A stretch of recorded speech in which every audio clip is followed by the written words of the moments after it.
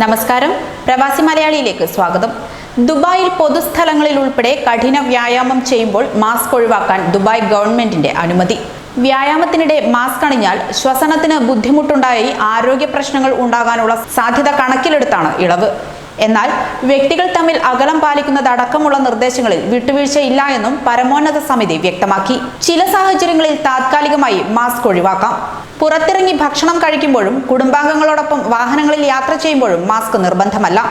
ഒറ്റയ്ക്ക് ഡ്രൈവ് ചെയ്യുമ്പോഴും വേണമെന്നില്ല. എന്നാൽ കാർ യാത്രയിൽ ഡ്രൈവർ ഉൾപ്പെടെ 3 പേരിൽ കൂടുതൽ ഉണ്ടാകാൻ പാടില്ല.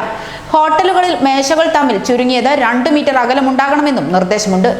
ദുബായിൽ രാത്രി 11 മണി മുതൽ 6 മണി വരെയാണ് നിയന്ത്രണമെങ്കിലും വ്യായാമം ചെയ്യുന്നവർക്ക് പുലർച്ചെ 4:30 പുറത്തിറങ്ങാൻ അനുമതി നൽകിയിരുന്നു. 5 പേരിൽ കൂടുതൽ കൂട്ടം ചേരരുത് എന്നും നിർദ്ദേശമുണ്ട്.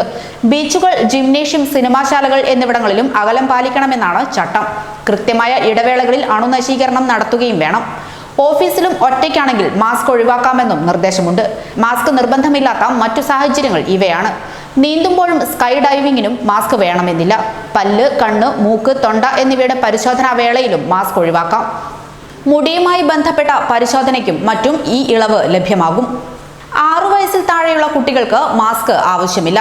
നിശ്ചയദാർഢ്യ വിഭാഗക്കാർ, ശ്വസിക്കാനും സംസാരിക്കാനും ബുദ്ധിമുട്ടുള്ളവർ എന്നിവർക്കും മാസ്ക് ആവശ്യമില്ല.